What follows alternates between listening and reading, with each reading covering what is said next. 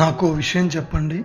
ఎవరైనా మిమ్మల్ని నువ్వెవరు అని ప్రశ్నిస్తే మీరేమని సమాధానం చెప్తారు?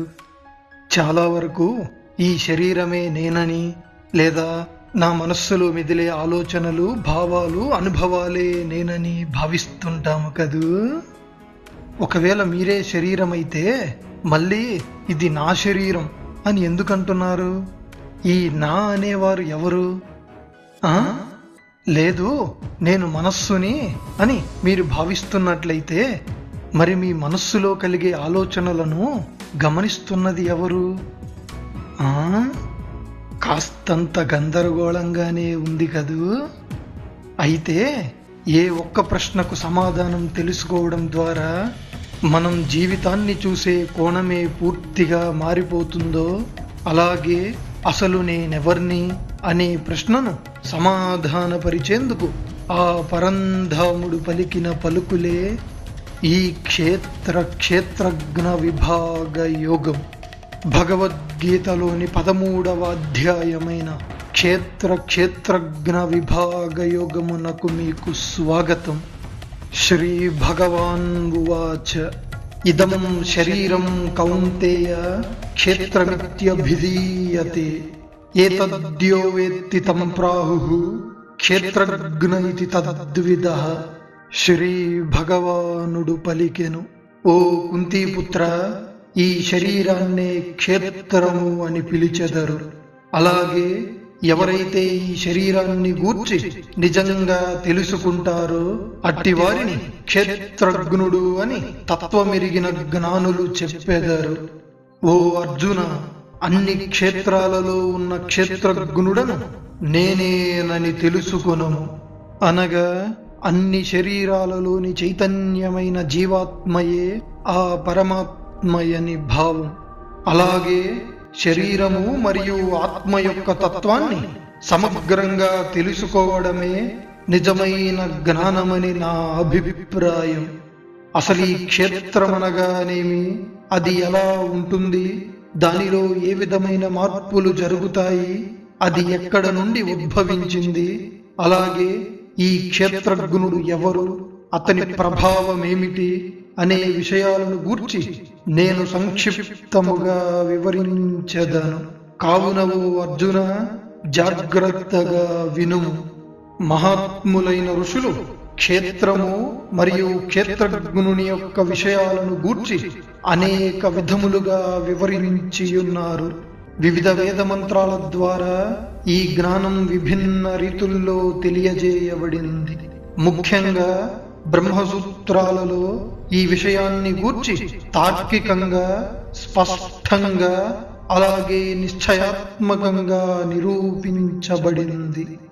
మహాభూతాన్యహంకారో బుద్ధిరవ్యక్తమేవ చ ఇంద్రియాణి దశైకం చ పంచచేంద్రియ గోచరాః ఇచ్ఛాద్వేషః సుఖం దుఃఖం సంఘాతశ్చేతనాధృతిః ఏతత్ క్షేత్రం సమాసేన సవికారముదాహృతం. పంచమహాభూతములు, అహంకారము, బుద్ధి, అవ్యక్త మూల ప్రకృతి, అలాగే దశేంద్రియములు, మనస్సు మరియు పంచేంద్రియ విషయములతో కూడి కోరిక, ద్వేషం, సుఖం, దుఃఖం, శరీర సమూహము, చైతన్యము, ధైర్యము అనే వికారములు కలిగిన స్వరూపమే క్షేత్రముగా చెప్పబడుచున్నది. గర్వం లేకపోవడం, ఆడంబరం లేకుండా ఉండడం, అహింస, క్షమించే గుణం, మాటలలో సరళత, గురువులను భక్తితో సేవించుట, శరీరాన్ని మనస్సును పరిశుభ్రముగా ఉంచుకొనుట, స్థిరత్వము, ఆత్మ నిగ్రహము, ఇంద్రియ విషయాల పట్ల ఆసక్తి లేకుండుట, అహంకారము లేకపోవడం, పుట్టుక, చావు, ముసలితనం, రోగముల వల్ల కలిగే దుఃఖాలను గమనించుట, భార్య, భర్త, పిల్లలు, ఇల్లు వంటి వాటిపై అతిగా మమకారము లేకపోవడం, అలాగే ఇష్టమైనది లభించినను ఇష్టము లేనిది ప్రాప్తించినను ఎల్లప్పుడూ సమభావాన్నే కలిగియుండుట, నా పట్ల ఏకాగ్రతతో అచంచలమైన భక్తి శ్రద్ధలను కలిగియుండుట, అలాగే ఏకాంత ప్రదేశాలలో ఉండేందుకు ఇష్టపడుతూ జనసమూహాల పట్ల ఆసక్తి లేకుండుట, ఆధ్యాత్మిక జ్ఞానమునందే నిరంతరం ఆసక్తిని కలిగి ఉండుట, తత్వజ్ఞానాన్ని తెలుసుకోవాలనే లోతైన దృష్టి కలిగి ఉండుట, ఇవన్నీ నిజమైన జ్ఞానముగా పరిగణింపబడతాయి. ఇవి కాకుండా వీటికి వ్యతిరేకముగా నున్నదంతా అజ్ఞానముగానే చెప్పబడుచున్నది. ఓ అర్జున, ఏది తెలుసుకొనదగినదో అలాగే దేనిని తెలుసుకోవడం ద్వారా మనుష్యుడు అమృతత్వాన్ని పొందుతాడో అట్టి సనాతనమైన ఆ పరబ్రహ్మమును గూర్చి ఇప్పుడు నేను వివరించెదను. ఆ పరబ్రహ్మము ఉందని గాని లేదు అని గాని చెప్పుటకు సాధ్యము కాదు. ఆ పరబ్రహ్మము యొక్క చేతులు, పాదములు, శిరస్సులు, ముఖములు, నేత్రములు, అలాగే చెవులు అన్ని వైపులా స్థితమై ఉన్నాయి. ఎందుకనగా ఈ అనంత విశ్వంలోని ప్రతి అణువులోనూ ఆ పరమాత్మయే వ్యాపించి ఉన్నాడు. ఆ పరబ్రహ్మయే అన్ని ఇంద్రియ విషయాలను ప్రకాశింపజేయుచున్నాడు. కానీ వాస్తవానికి ఆయన ఇంద్రియాలకు అతీతుడు. ఆయనకు దేనియందు ఆసక్తి లేదు. అయినప్పటికీనూ సమస్త జగత్తును ధరించి పోషించుచున్నాడు. ఆయనకు ఎలాంటి గుణాలు లేవు. కానీ గుణాల అనుభవం మాత్రం ఆయన ద్వారానే జరుగుచున్నది. ఆ పరబ్రహ్మము సమస్త చరాచర భూతముల యొక్క లోపలి వైపున అలాగే బయట వైపున వ్యాపించియుండును. అది స్థిరమైనది మరియు కదలిక కలిగినది. అది అత్యంత సూక్ష్మముగా ఉండుట వల్ల సులభముగా గ్రహించడము సాధ్యము కాదు. ఆ పరబ్రహ్మము చాలా దూరంలో ఉన్నట్లుగా అనిపించినా నిజానికి మనకు అత్యంత సమీపములో ఉన్నది కూడా ఆయనే. అవిభక్తం చ భూతేషు విభక్తమివ చ స్థితం భూతభర్తృ చ తద్జ్ఞేయం గ్రసిష్ణు ప్రభవిష్ణు చ. ఆ పరబ్రహ్మము నిజానికి ఒక్కరే అయినప్పటికినూ సమస్త జీవరాశుల్లో వేరువేరుగా ఉన్నట్లు కనిపించును. వాస్తవానికి బ్రహ్మ రూపంలో సృష్టిని చేయుచున్నది, విష్ణు రూపంలో సృష్టిని నడిపించుచున్నది, అలాగే రుద్రుని రూపంలో సమస్త సృష్టిని లయం చేయుచున్నది ఆ పరబ్రహ్మయే. ఆ పరబ్రహ్మ సమస్త జ్యోతులకు మూలమైన పరంజ్యోతి స్వరూపుడు, అజ్ఞానాంధకారానికి అతీతుడు. ఆయనే జ్ఞానస్వరూపుడు, ఆయనే తెలుసుకొనదగినవాడు, అలాగే జ్ఞానానికి గమ్యము కూడా ఆయనే. సకల ప్రాణుల హృదయాలలో నివసిస్తున్నది కూడా ఆయనే. ఓ అర్జున, ఇంతవరకు నేను నీకు క్షేత్ర స్వభావమును, జ్ఞానము యొక్క వాస్తవికతను, అలాగే జ్ఞానము యొక్క లక్ష్యాన్ని గూర్చి సంక్షిప్తముగా వివరించి తిని. ఈ లోతైన తత్వాన్ని గ్రహించిన నా భక్తులు నా స్వరూపాన్ని పొందెదరు. ప్రకృతి మరియు పురుషుడు ఈ రెండు అనాదిగా ఉన్నవని తెలుసుకో. అలాగే అన్ని వికారములు మరియు గుణాలు ప్రకృతి నుండే ఉద్భవిస్తాయని గ్రహింపు. కార్యకరణములను ఉత్పన్నము చేయు విషయములో ప్రకృతియే కారణమని, సుఖదుఖములను అనుభవించడి విషయములో జీవాత్మయే హేతువని చెప్పబడుచున్నది. అనగా ప్రకృతియే అన్ని క్రియలకు, కారణాలకు, ఫలితాలకు మూలం. పురుషుడైన జీవాత్మ స్వయంగా ఏ పని చేయడు, కానీ సుఖదుఖాలను అనుభవించే సాక్షిగా ఉంటాడని భావం. ప్రకృతిలో స్థితమై ఉన్న పురుషుడు ప్రకృతి ద్వారా ఉద్భవించిన సత్వ రజస్తమో గుణాలను అనుభవించును. ఈ విధంగా గుణాల పట్ల అతనికి కలిగే ఆసక్తి వలనే అతడు ఉత్తమమైన నీచమైన జన్మలను పొందుతాడు. ఉపద్రష్టానుమంతా చ భర్తా భోక్తా మహేశ్వరః పరమాత్మేతి చాప్యుక్తో దేహేస్మిన్ పురుషః పరః. ఈ దేహమునందు ఉన్నప్పటికినూ పరమాత్మ విలక్షణమైన వాడు.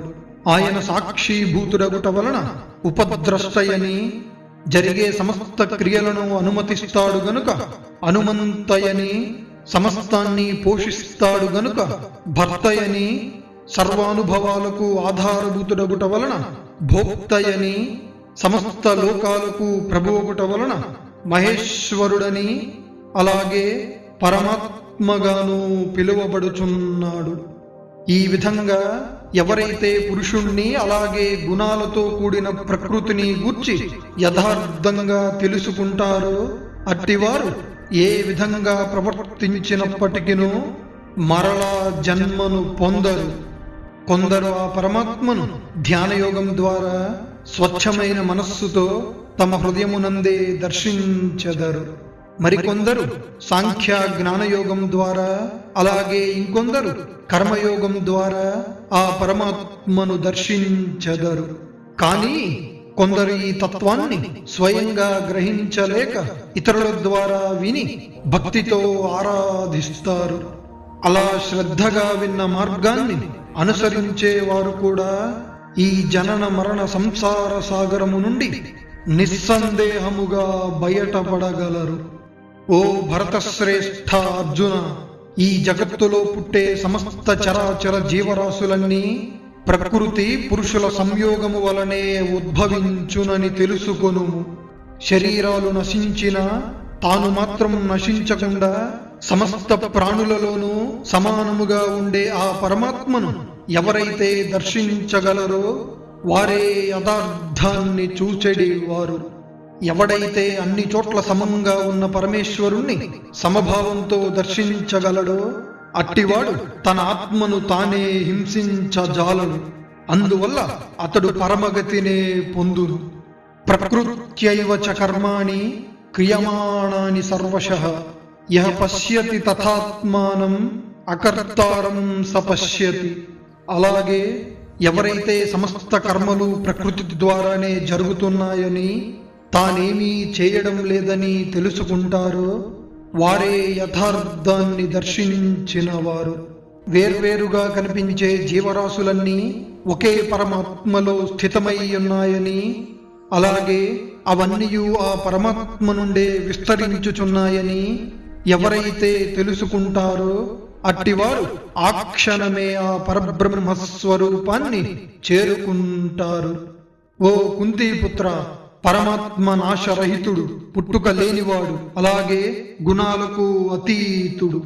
కావున ఆయన ప్రాణుల శరీరములో ఉన్నప్పటికీ అతడు ఏ కర్మను చేయడు. అందువల్ల కర్మలతనిని ఏమాత్రము అంటవు.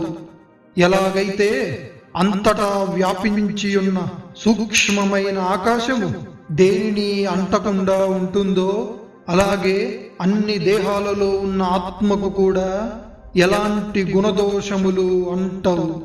ఓ అర్జున, ఎలాగైతే ఒకే సూర్యుడు ఈ సమస్త జగత్తును ప్రకాశింపజేయునో అలాగే ఒకే ఆత్మ ఈ మొత్తం శరీరాన్ని చైతన్యంతో ప్రకాశింపజేయుచున్నది.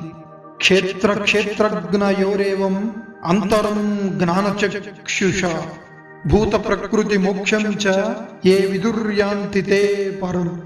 ఈ విధముగా క్షేత్ర క్షేత్రజ్ఞుల మధ్య గల భేదాన్ని, అలాగే భౌతిక ప్రకృతి నుండి విముక్తిని పొందే మార్గాన్ని జ్ఞాన నేత్రముల ద్వారా ఎవరైతే యథార్థముగా తెలుసుకుంటారో అట్టి మహాత్ములు పరమగతిని పొందుతారు అని కృష్ణ పరమాత్మ అర్జునునితో పల్కెను.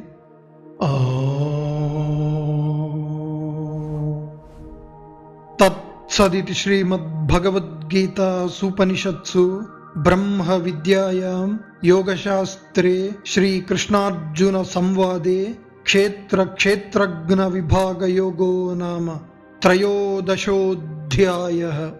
ఈ విధముగా శ్రీమద్భగవద్గీతలోని 13వ అధ్యాయమైన క్షేత్ర క్షేత్రజ్ఞ విభాగయోగం ముగుస్తుంది. ఈ అధ్యాయంలో శ్రీకృష్ణ పరమాత్మ మనకు తెలియజేసిన ప్రధాన బోధనలు: శరీరమే ఒక క్షేత్రమని, దానిని తెలుసుకునే చైతన్యమే క్షేత్రజ్ఞుడని, ఈ రెండింటి యొక్క తత్వాలను స్పష్టముగా అర్థము చేసుకోవడమే జ్ఞానమని గ్రహించవలెను. వినయం, అహింస, క్షమ, శౌచం, స్థిరత్వం, భక్తి, వైరాగ్యము మొదలైనవి నిజమైన జ్ఞాని లక్షణాలని తెలుసుకొనుము. ఈ శరీరము పంచభూతాలతో నిర్మితమై ఇంద్రియాలు, మనస్సు, బుద్ధి, అహంకారాన్ని కలిగి నిరంతరం మార్పు చెందుతూ నశించిపోతుందని గ్రహింపుము. కాని ఆత్మ మాత్రము శాశ్వతమైనదని, గుణాతీతమైనదని ఎరుంగుము. సమస్త జీవరాశులు ప్రకృతి మరియు పురుషుని సంయోగం వలనే ఉద్భవిస్తాయని తెలుసుకొనుము. సమస్త కర్మలు ప్రకృతి ద్వారానే జరుగుచున్నాయని, పురుషుడైన ఆత్మ సాక్షిగా మాత్రమే ఉంటాడని గ్రహింపుము. ఆత్మ శరీరములో ఉన్నప్పటికినూ ఆత్మ అకర్తయని, దానికి ఎలాంటి కర్మలు అంటవని గ్రహింపుము. పరమేశ్వరుడు సమస్త భూతాలలో సమానముగా ఉన్నాడని గ్రహించిన వాడే నిజమైన జ్ఞాని. అన్ని జీవరాశులు ఒకే పరమాత్మలో స్థితమై ఉన్నాయని, అవన్నీ బ్రహ్మ నుండే విస్తరించాయని తెలుసుకొనుము. క్షేత్రజ్ఞుని మధ్య తేడాను యథార్థముగా గ్రహించి ప్రకృతి బంధనాల నుండి విముక్తి మార్గాన్ని తెలుసుకున్నవాడు పరమపదాన్ని చేరుకుంటాడు. ఈ విధముగా శరీరము, ఆత్మ మరియు పరమాత్మ తత్వాన్ని తెలుసుకొని ప్రవర్తించడము ద్వారా మనం ఆ పరమాత్మనే చేరుకుంటామని శ్రీకృష్ణ పరమాత్మ అర్జునుని ద్వారా సమస్త జీవరాశులకు తెలియజేశారు. తదుపరి అధ్యాయంలో శ్రీకృష్ణ పరమాత్మ గుణత్రయ విభాగ యోగం ద్వారా సత్వరజస్తమో గుణాల యొక్క స్వరూపాన్ని గూర్చి మరింత లోతుగా వివరించును. త్వరలో మళ్ళీ కలుద్దాం. సమస్త లోక సన్మంగళాని భవంతు. మీ కాలాగ్ని.